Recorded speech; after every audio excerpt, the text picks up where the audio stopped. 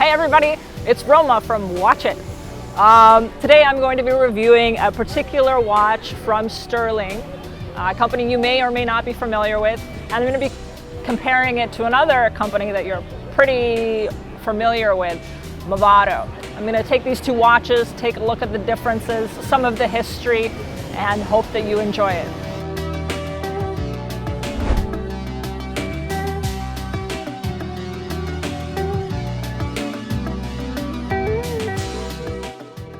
So today we're taking a look at a Stührling watch, and I'm going to make some comparisons between a different watch, but first we'll kind of do the unboxing and see what we have in the box. So this is the packaging right here. Just slides out, kind of like that. And it's a very nice orange box. You can see there's good attention to detail here. What does it say? Luxury made affordable. So let's open this up. What do we get inside the box? A little microfiber cloth. We get one of these. And then when I open it up, the message from the company. And we also have a little fold-out instruction manual. Kind of gives us the gist on the whole thing. And then a little card inside a mini envelope here. So inside this card, on the back, it says the Stührling Original 2-year International Warranty. So I guess it has some type of warranty.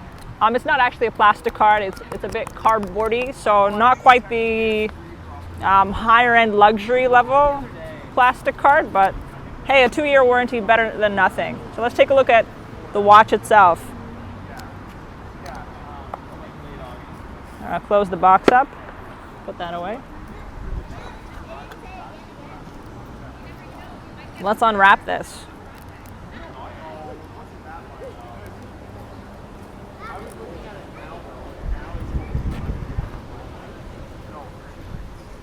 There. I'm going to take the little plastic bit out. And it's a very slim design here. This watch comes in at 38 millimeters, so it's really not a gender-specific watch. You know, 38 millimeters could be good for a gentleman, could be good for ladies. Nice gold tone. And then this genuine leather seems pretty soft, very nice. It's got this kind of alligator print on it, so seems very comfortable, very flexible to wear. Let's set the time. What time is it right now? Let me check on my Apple Watch. 1 o'clock pretty much. I'm just gonna move the crown out here. And 1 o'clock. Very easy to maneuver this. Just a little bit past 1. And there's no second marker, so you can't actually watch the seconds tick by. That's too bad.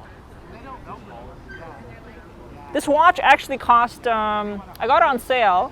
It was originally $145 USD, and then I happened to get it for $95, so not a bad deal there. On the buckle, you can see the little Stührling logo. Pretty nice.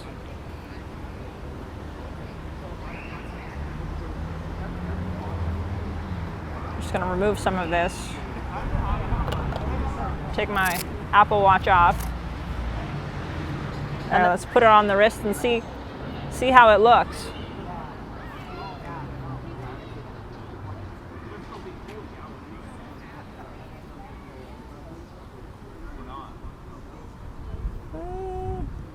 It's gonna be exact. No, it'll be a little bit loose. I'll have to, if I want it to get tighter, right? There's a little bit of space just in there. If I want it to get tighter, I'll have to punch my own hole, make it a little bit tighter. But otherwise, a very nice gold tone design with the black. So the packaging, pretty good. The finishing on the watch, I see a little bit of, it's either scratching on the dial, or it seems it might attract scratches quite easily on the glass. It's not sapphire, so it is what it is. That's what you get. And it looks pretty proportional, right? Pretty proportional on the wrist. So why did I choose this watch? Why this kind of gold and black look? Well, first of all, I love dress watches. It's a very kind of timeless feel.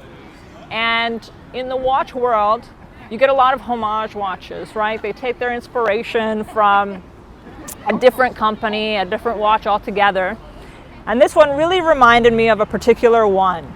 And I'm sure a lot of you will know about this one. It's the Movado Museum edition, right? That watch came out almost 70 years ago. It was designed, in 1947, I believe. It was designed by Nathan George Horwitz.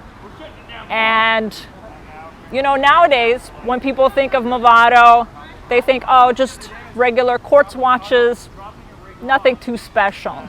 But 70 years ago, quartz was kind of decimating the regular watch industry, and Nathan came out with this design that really shocked people at the time because it was different. It had this minimalism to it. The watch, on this watch, you can tell that it has the hour markers here.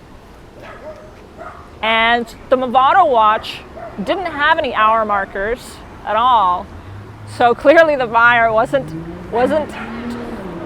have to be extremely punctual. They just liked the design of the watch. And I mean, what is there to say? The only thing you could see on the dial was at the 12 o'clock, the golden sun, right? Which represented the golden sun at high noon on the watch. And it was a very simple design. Nowadays, people aren't that excited about it. But at the time, it was so revolutionary that the Museum of Modern Art actually gave it this award in 1960, kind of bringing the watch into their museum as a timepiece, as art, because it was such a unique design, again, at the time. And that's how it got its original name, the Movado Museum, from that award, from that amazing achievement that the company, got. So here's what I'll say. When I first saw the Movado watch years and years ago, I hated it. I thought, this is horrible. Why would you not put hour markers on a watch? Don't you want to know the time, right? And I think a lot of people feel that way. And that's one way that this watch happens to be different. It does have the hour markers. But I've changed my mind. It's actually really grown on me, shockingly. And now I kind of appreciate it for what it is and for what it was when it was released. I took a search on Quora, right? Well, like, what do people think of that watch that this one seems very similar to, right? And here's what the top answer on Quora was, and I'll read it to you. It was, Movado is considered as a fashion watch brand and does not really compare to high-end luxury Swiss-made brand watches. Some watches with intricate complications may cost over $1 million. You also have to look at the top Japanese watch companies, Seiko and Citizen, for great quality and at a very reasonable cost. So like the top answer on Quora just is not interested in Movado at all, right? The question was, is Movado watch a higher end brand watch? And that's how they answer the question. So kind of a stinging reply, right? To Movado, that the watch community seems kind of not interested in the watch at all. But my personal take is, Movado earned their heritage. They got it. and they got to keep the business running. You have to, if you have to mass produce watches to sell to a regular person to have your business succeed, that's okay. I'm okay with that. And that's if they get to stay around because they make the watches, the quartz watches that are more affordable rather than the automatics or the mechanicals or $1 million watches. I'm actually okay with that.